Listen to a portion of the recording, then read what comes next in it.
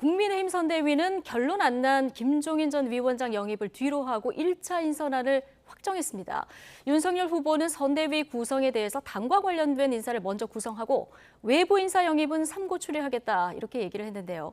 김종인 전 위원장 개문발차한 국민의힘 선대위에 결국 탑승을 할까요? 아니면 빈 좌석을 다른 이름으로 채우게 될까요? 김재원 국민의힘 최고위원께 직접 여쭤보겠습니다. 어서 오십시오.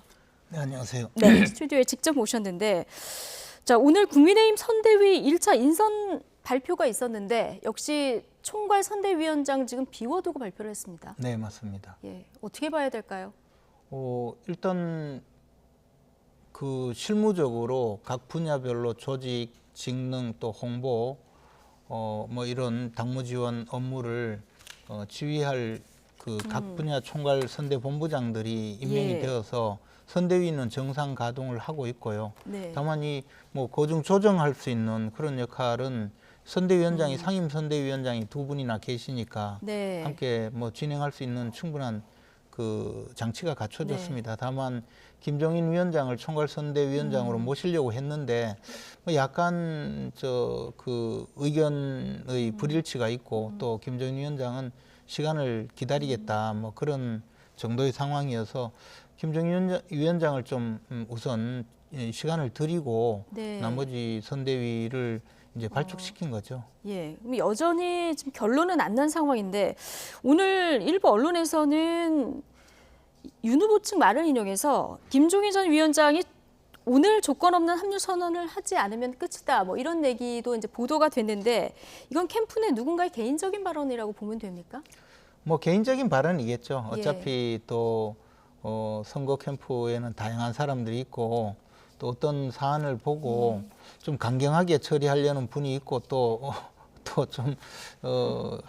좀 온건하게 네. 협의도 다 해가면서 많은 사람들과 함께 또 가려는 분들도 있고 하니까 그런데 이제 뭐 그런 내용이 언론에 흘러나왔다면 또 그런 생각을 가진 분도 분명히 있을 겁니다. 예. 실제 당내에도 또 그런 분도 있고요.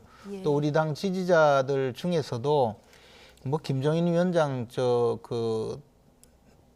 꼭 선대위원장으로 모셔야 선거가 되는 것이 아니고 오히려 윤석열 후보가 정치 신인인데 네. 뭐 정치 신인답게 가는 것이 낫지 않느냐 이렇게 주장하는 분들이 또 많이 계십니다. 다양한 의견이 좀 공존을 하고 있는 이런 상황이군요.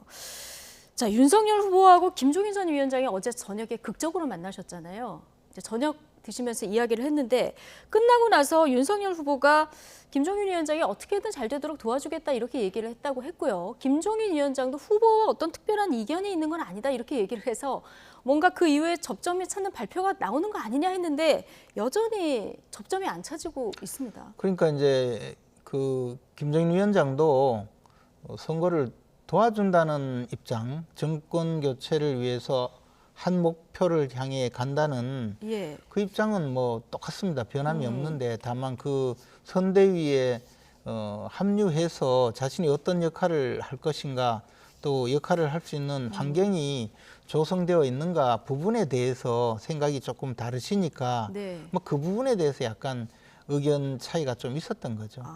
어제 이 만찬 전에 김재원 최고위원께서 김종인 전 비대위원장 직접 만나셨잖아요. 네. 어떤 지점을 제일 불편해하십니까? 뭐 구체적으로 말씀드리기는 좀 곤란하고요. 어쨌든 김종인 위원장이 이제 총괄 선대위원장으로서 자신이 생각하는 이번 대통령 선거의 방향이 있을 네. 거잖아요. 그렇게 자신의 의지대로 선거 운동을 끌고 가려고 하는 그 과정에서 의견 충돌이 생기지 않는 일사불란한 지휘 체계를 좀 더 생각하시죠. 그럼 당장 생각할 수 있는 게 총괄 선대위원장이 있고 상임 선대위원장이 이제 김병준 위원장이 있지 않습니까?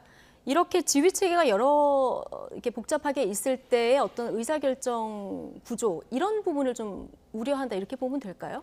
그러니까 뭐 그런 부분은 좀 구체적인 이야기인데 네. 어쨌든 김종인 위원장이 이제 총괄 선대위원장으로서 그 분야별 선대본부장까지 이끌면서 자신의 그 의지가 완벽하게 일사불란하게 관철되는 그런 체제를 좀 더 원한다고 봐야죠.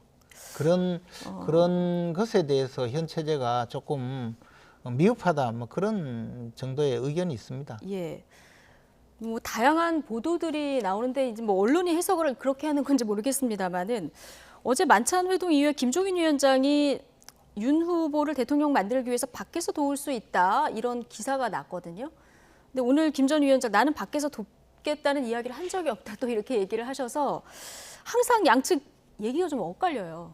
그래서 뭐 저도 양측 이야기를 다 들은 편인데 네. 제가 현장에 있지 않아서 당시 어제 그 만찬 자리에 계시지 않아서. 그래서 저런 사소한 어떤 저 입장차가 결국은 약간의 감정을 자꾸 쌓는 그런 형국이 되기 때문에 좀 걱정스러운 건 사실입니다. 이런 문제는 사실 큰 의견차가 아닌데 감정이 쌓이면 이 사소한 의견차가 커지거든요. 네. 전 그것이 조금 걱정스럽습니다. 그러면 오늘 윤석열 후보가 김종인 박사 관련해서 대답하는 것은 더 바람직하지 않다.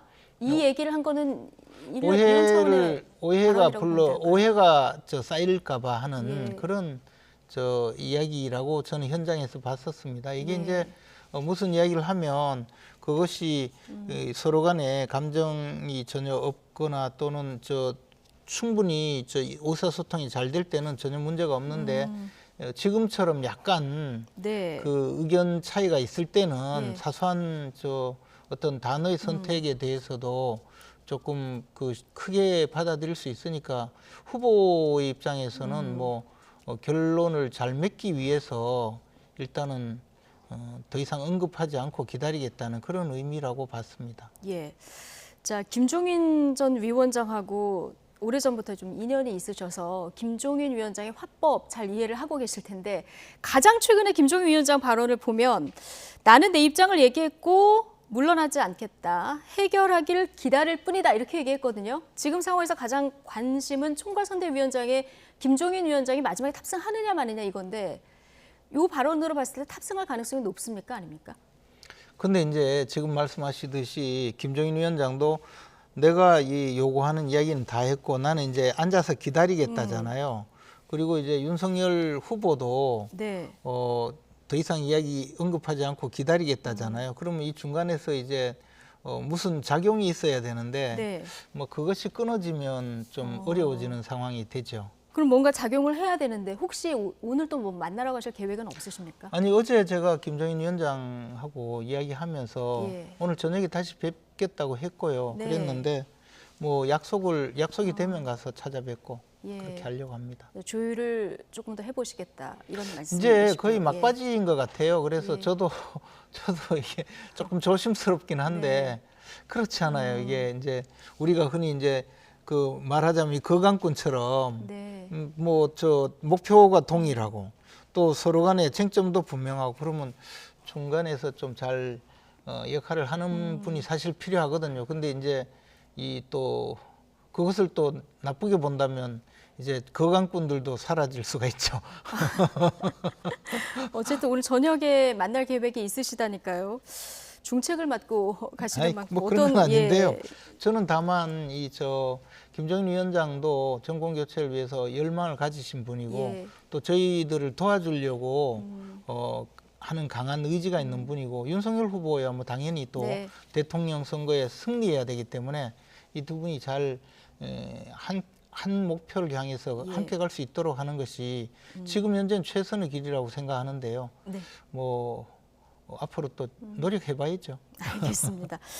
자, 그런데요. 윤석열 후보가 후보로 최종 선출이 된 이후에 지지율이 많이 상승하지 않았습니까? 그런데 최근 선대위 구성 관련해서 이렇게 좀 오래 줄다리기가 계속되다 보니까 최근 일주일간에 좀 이재명 후보와의 격차도 좁혀지고요. 어제 이제 갤럽 조사 같은 경우는 거의 초박빙으로 붙었거든요. 좀 우려는 없습니까? 그러나 뭐 여론조사는 사실 예. 추세의 문제이긴 한데 지금 약간 추세가 이제 후보 간에 비슷해진다는 그런 의미잖아요. 네. 이게 이제 현실화된 거죠, 어떻게 보면. 그러나 저희들이 정권교체 여론이라든가 또는 정당 지지율 또는 더 나가서 후보 개인의 자질이나 능력으로 봐서 우리 후보가 압도적으로 우위에 있다는 확신을 갖고 있거든요. 네. 그래서 지금은 사실 윤석열 후보가 드러나서 윤석열 후보의 정견 또는 이제 미래 대한민국을 어떻게 이끌어갈 것인지 리더십을 보여주는 그 단계인데 윤석열보다 김종인이 더 많이 나오니까 이런 문제는 빨리 해결하지 않으면 안 된다는 생각이거든요.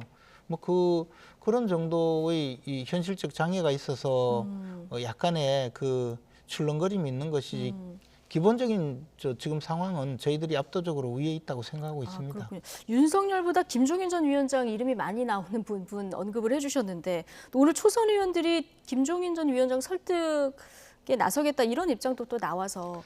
근데 이제 그것이 정말 이제 좋은 결과로 나올 수도 있지만 사실은 이제 또 좋지 않은 그러니까 모든 일이 의도는 좋아도 또 설득한다고 하는 것이 또 좋지 않은 결과가 될 수도 있기 때문에 저는 조금 조심스럽게 보고 있습니다. 이런 상황을요. 예. 오늘 이준석 대표는 조금 후보에게 힘을 실어주는 발언을 했습니다. 다른 총괄위원장 세울 수도 있다고 생각한다 이런 얘기를 했는데 플랜 뭐 B, C도 준비를 하고 계신 겁니까? 근데 이제 제가 뭐 언급할 상황은 아닌데 선거대책위원장의 임명 권한은 대통령 후보에게 있거든요. 대통령 후보가 판단을 해서 예를 들어 뭐 총괄선대위원장이 필요하다면 새로 다른 분을 모실 수도 있는 것이고 또는 뭐 아예 모시지 않고 지금 상임선대위원장이 두 분이나 계시니까 뭐 그렇게 또 끌고 갈 수도 있는 것이고 그 부분은 대통령 후보에게 온전하게 맡겨져 있는 사안입니다. 알겠습니다. 자, 그럼 이제 김종인 전 위원장 얘기 그만하고 자, 국민의힘 당 내에서 대변인들 중심으로 좀 쓴소리가 나오기 시작했습니다. 엔진이 꺼지는 느낌이다 이런 얘기도 나왔고요. 이미 선거는 다 이긴 듯한 모습이고 전략이 보이지 않는다 이런 비판의 목소리도 나왔거든요. 저도 뭐 부분적으로는 공감합니다. 엔진이 꺼진다 그것은 뭐 말도 안 되는 이야기고요. 이제 엔진을 시작했으니까 그런데 전략 부재 내지는 뭐 그런 부분은 조금 저도 때때로 공감할 때가 있습니다. 그리고 그런 내부의 비판이 결코 뭐 무조건 혼내고 말 일이 아니고 귀담아 들어야 될 부분은 있다고 봅니다. 다만 그 임승호 대변인이 그 이야기한 부분 그 부분에 대해서 다 맞는 이야기는 아니고요. 또 저런 이야기를 할 때 굉장히 좀 조심해야 되는데 한번 이야기하면서 뭐 20대, 30대가 떠나간다 뭐 그런 식의 이야기를 하는데 사실 그렇지 않거든요. 그런데 이제 저런 이야기를 함부로 하는 것은 바람직하진 않는데 또 부분은 상당히 저도 공감하는 부분이 있습니다. 예를 들어 다 된 듯이 행세한다. 저는 그 부분에 대해서는 굉장히 뼈아프게 생각합니다. 예. 자, 이제 대선 100여일 남았는데 여야 모두 이제 상대 후보에 대한 검증을 강화하고 있는 이런 모습인데요. 앞서 이제 민주당 얘기도 들어보셨지만, 자, 국민의힘에서는 이재명 저격수다 이런 별칭이 따라다녔던 윤희숙 전 의원이 활동을 재개한 모습이 보이더라고요. 근데 선대위에도 합류를 하는 겁니까? 그것은 본인에게 정확하게 확인을 해봐야 되는데 본인이라고 하면 윤석열 후보, 윤희숙 의원이 일단 그 사적으로는 합류하지 않는다는 그런 그 내용으로 이야기를 한 것으로 저도 알고 있기 때문에 아마 그것은 조금 다른 이야기가 있으니까요. 그러나 어쨌든 윤희숙 의원이 굉장히 훌륭한 분이었죠. 그리고 역할을 충분히 할 수 있는 분이라고 생각합니다. 아마 대통령 후보가 설득을 해서라도 모시려고 하지 않을까 생각합니다. 예. 자, 그리고 민주당에서는 이제 이른바 본부장 의혹 공세를 강화하고 있어서 앞으로 윤 후보 혹은 가족의 의혹 관련해서 어떻게 당에서 이제 파악을 하고 계시고 문제는 없다고 보시는지 마지막으로 질문드리겠습니다. 예, 그런데 이제 윤석열 후보 본인에 대해서 무슨 고발 사주니 뭐니 오만 이야기 다 했지만 지금 전혀 최소한의 단서도 나타나지 않았거든요. 그래서 그런 그 허위 사실에 의해서 권력기관인 공수처까지 동원해서 윤석열 후보를 엮으려고 하던 그런 시도는 전혀 뭐 성공하지 못할 거라고 보고요. 그리고 저는 이제 김건희 씨 그 윤석열 후보의 배우자 김건희 씨의 여러 가지 그 논란에 대해서도 제가 최근에 전부 검토를 해봤거든요. 그런데 그 뭐 주가 조작이라고 이야기하는 사건에 대해서도 그 도이치모터스 주가 조작에 관여한 사람들이 구속되었지만 이분들하고 김건희 씨는 사실은 그 범죄와 관련해서 전혀 연결된 사실이 없어요. 그래서 지금 그 주가 조작 사범들이 구속되었으니까 김건희 씨에게도 어떤 사법적인 굴레가 씌워지지 않을까 하면서 저분들은 계속 그 없는 죄라도 뒤집어 씌우려고 하는 것 같은데 정말 그것도 성공하지 못할 거라고 보고요. 지금 뭐 검찰이 그 이재명 후보를 위해서 또 이 집권 여당을 위해서 열심히 노력하겠지만 그 사실관계가 전혀 인정이 되지 않으니까 아마 그것도 어려울 거라고 보고 있고요. 뭐 논문 표절이니 이런 문제도 논문 표절의 수준에 도달하지도 않는 극히 미미한 정도의 인용 잘못을 가지고 지금 악의적으로 주장을 하고 있어서 지금 뭐 본부장 의혹이니 뭐니 했는데 결국은 민주당 측의 그 악의적인 주장 외에는 드러난 것이 없죠. 그래서 그 부분은 민주당의 어떤 그 민주당 내지 이재명 후보자의 의도가 결코 성공하지 못할 거라고 확신을 하고 있습니다. 예, 알겠습니다. 오늘 말씀은 여기까지 듣겠습니다. 김재원 국민의힘 최고위원과 함께했습니다. 고맙습니다.